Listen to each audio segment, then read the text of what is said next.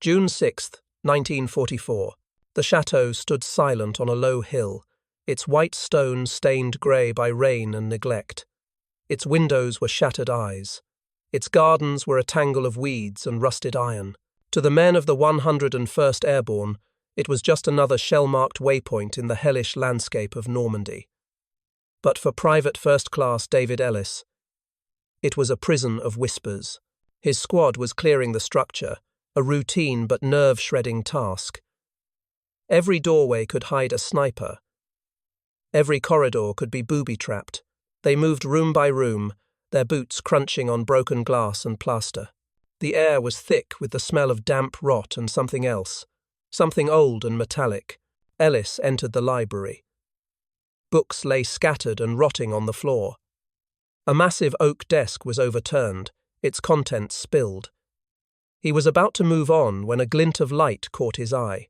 It came from the floor, from a section of parquet that was slightly higher than the rest. He knelt, brushing away the debris. It was a hidden latch. He called over his sergeant, a grim-faced veteran named Miller. Together, they pried it open. The door was heavy, made of the same oak as the floor, and it swung upward on silent, well-oiled hinges to reveal a steep staircase descending into darkness. A cold, damp breath of air, carrying the unmistakable scent of cold, hard earth and something else, something coppery, like old blood, wafted up from the blackness. They descended, their flashlight beams cutting swaths through the absolute black. The stairs ended in a narrow stone corridor. It felt ancient, like a medieval dungeon. At the end of the corridor was a door, not wood, but modern steel, thick and imposing, like a bank vault. It was slightly ajar. Sergeant Miller pushed it open. The beam of his light fell upon the room beyond, and for a moment neither man could speak. The room was not large, but it was filled, from floor to ceiling, with gold. Gold bars stacked in neat pyramids, gold coins spilled from rotten wooden crates, tarnished silver plate, jeweled crucifixes, and piles of loose diamonds glittered in the light. It was a dragon's hoard, the loot of a continent, the Nazi treasury.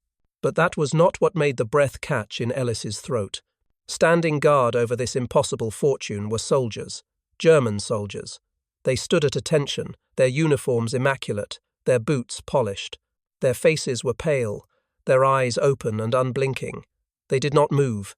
They did not react to the light. "Identify yourselves," Miller barked, his Thompson rising. The soldiers did not respond. They did not even seem to breathe. Cautiously, Ellis took a step forward. His light beam passed over the face of the nearest soldier. The man's eyes were glassy, fixed on nothing. A fine layer of dust coated his shoulders and the peak of his cap. Ellis reached out a trembling hand and waved it in front of the soldier's face. Nothing. Then he touched the man's uniform. His finger passed through the rough wool of the tunic as if through smoke. The soldier's form shimmered, like a reflection on disturbed water, and then solidified once more. A ghost. A phantom standing eternal watch over stolen gold. A soft sound made Ellis spin around. From the shadows in the corner of the vault, a figure emerged.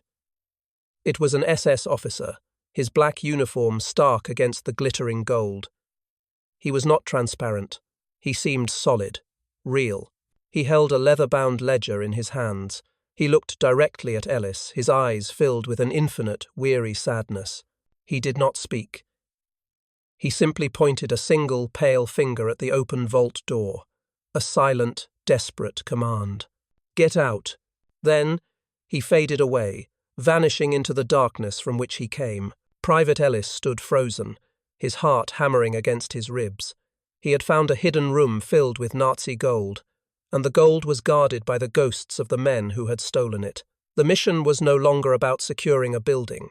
It was about surviving an echo of greed and death, and a sin so great it had stained the very stones of the chateau. June 6, 1944. The air in the vault was frigid, a cold that had nothing to do with the earth surrounding them. It was the cold of the grave. Private Ellis stared at the spot where the SS officer had vanished, his mind refusing to accept what his eyes had seen.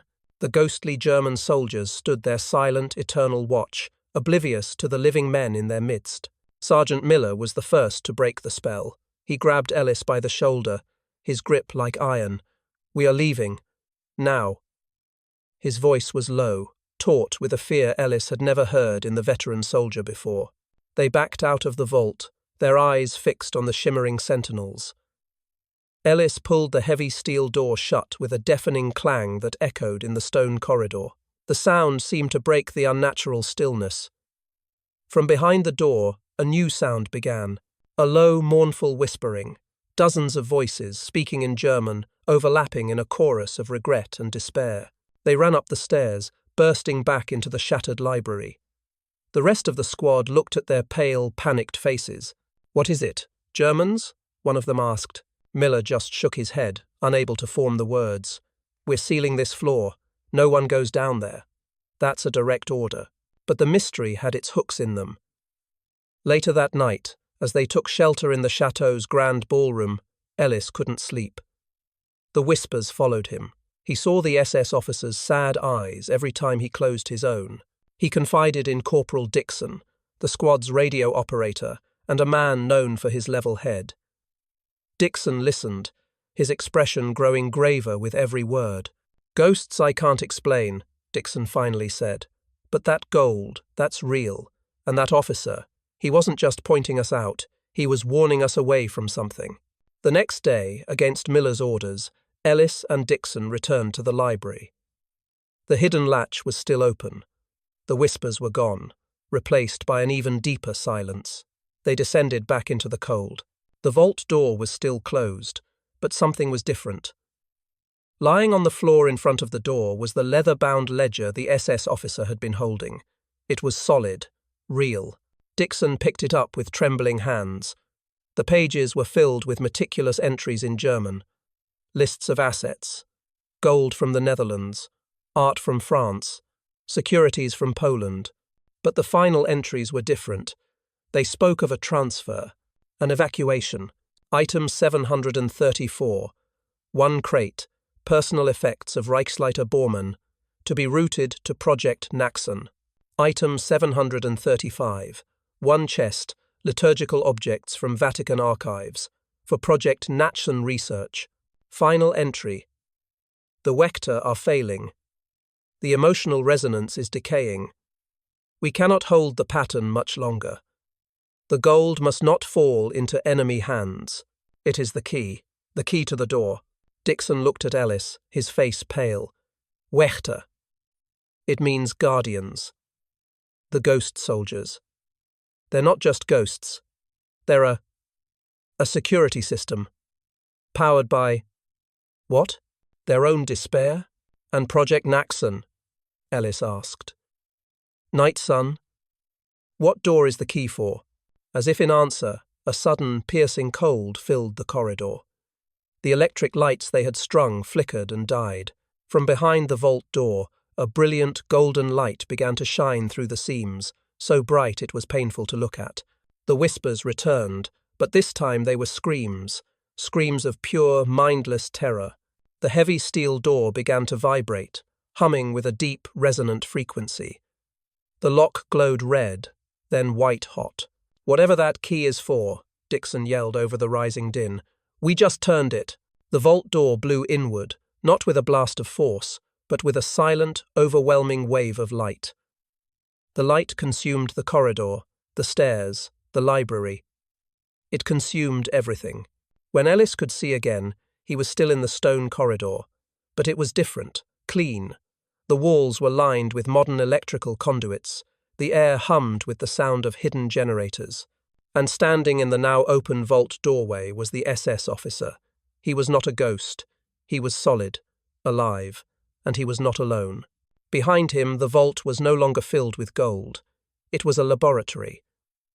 And on a metal slab in the center of the room lay the source of the golden light, a single crystalline object, pulsing with an inner energy that felt both ancient and terribly new. The officer looked at Ellis, his sad eyes now filled with a frantic urgency. "You should not have come back," he said, his voice perfectly clear. "You have stepped out of time, and now you are trapped in the loop with us."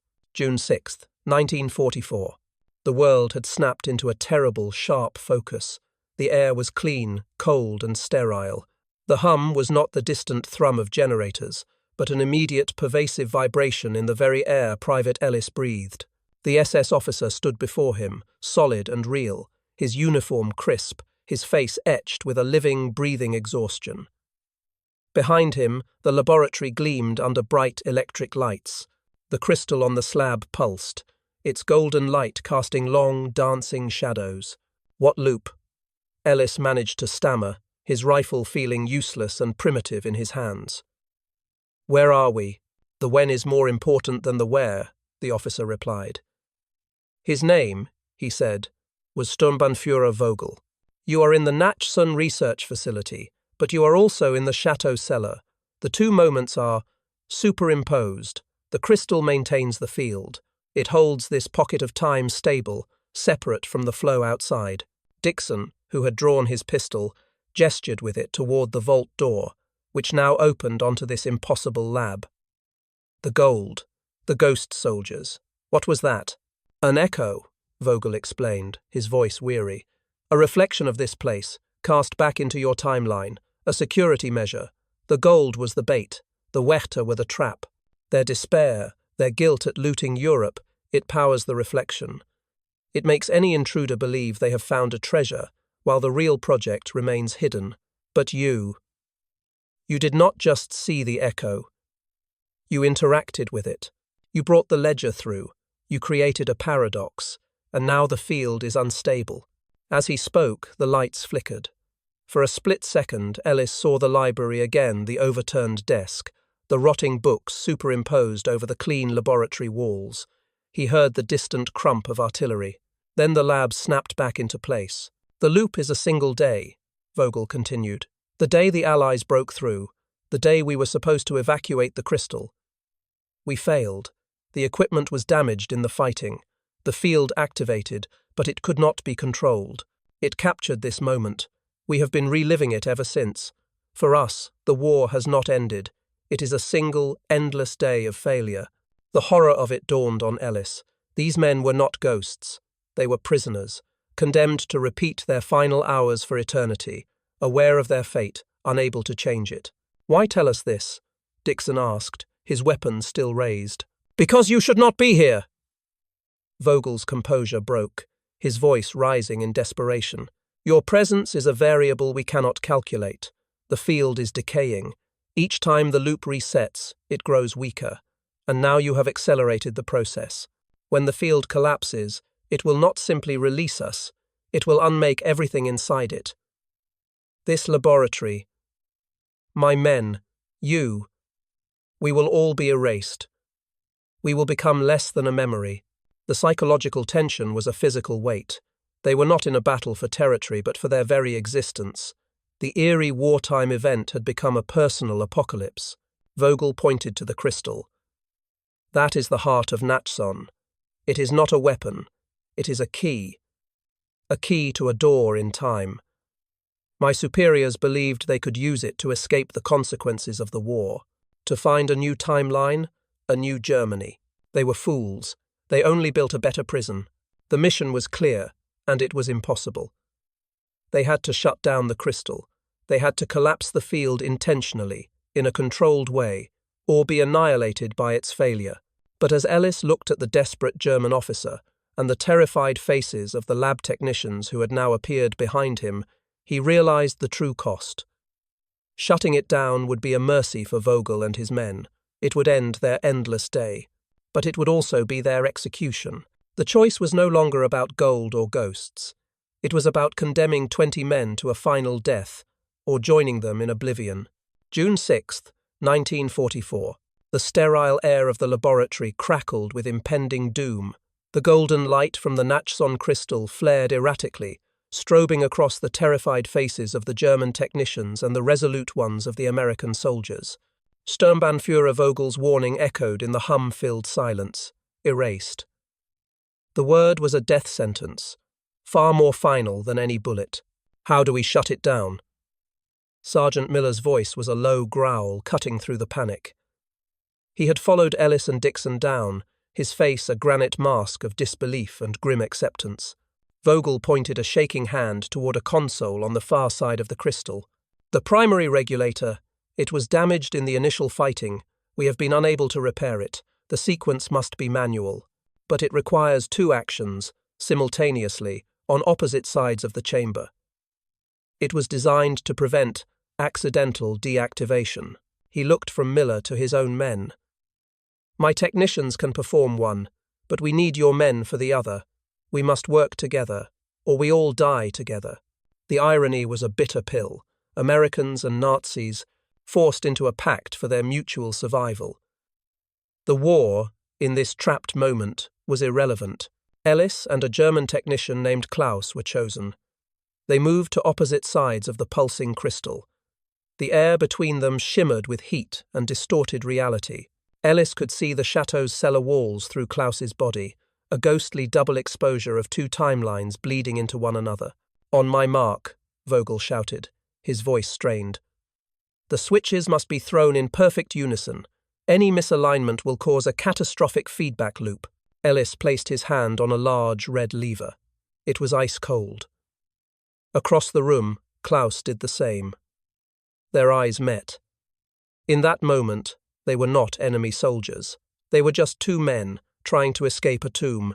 Now, Ellis threw the lever. He saw Klaus do the same. For a terrifying second, nothing happened. Then, the world dissolved. The hum of the machinery rose into a deafening shriek. The golden light from the crystal turned a blinding, painful white. The very fabric of the room seemed to stretch and warp. Ellis saw the ghostly soldiers from the vault appear, transparent and screaming, their forms pulled toward the crystal as if into a vortex. He saw the piles of gold bars shimmer and then evaporate like mist. He saw Vogel and his men, their solid forms beginning to flicker, their expressions not of fear, but of profound relief. "The loop is breaking," Vogel called out, his voice becoming distant, layered with echoes. "You must go, now. The field is collapsing inward." The laboratory began to crumble, not from explosions, but from simple, silent unmaking. The walls peeled away into nothingness. The floor beneath their feet became insubstantial. "Run!" Miller yelled. The Americans turned and fled back toward the vault door, which now showed the stone corridor of the cellar, but it was wavering, dissolving. They scrambled up the stairs, the stone steps feeling like soft clay beneath their boots. They burst into the chateau library. It was different. The books were rotting again. The desk was overturned. The air smelled of damp and decay. The sterile light and the hum were gone. They stumbled out into the grand ballroom where the rest of the squad waited, their faces pale with shock. The moment they crossed the threshold, a soundless wave of force passed through the chateau. It was not an explosion. It was a sigh. A final, exhausted exhalation. Private Ellis looked back toward the library. The hidden door to the cellar was gone. In its place was only solid, unbroken floor. The loop was closed. Project Nachson was gone. Sturmbannführer Vogel and his men were free, their endless day finally over. They never spoke of it in their official reports. The story was too incredible, too tangled with the occult and the impossible. It was filed away, a classified oddity, a secret mission within the war, but Ellis never forgot the look in Vogel's eyes in that final moment. Not the sadness of the ghost, nor the desperation of the prisoner, but the peace of a man whose watch had finally ended. The soldier had found a hidden room filled with Nazi gold and ghosts, and in the end he had helped them all find their way home.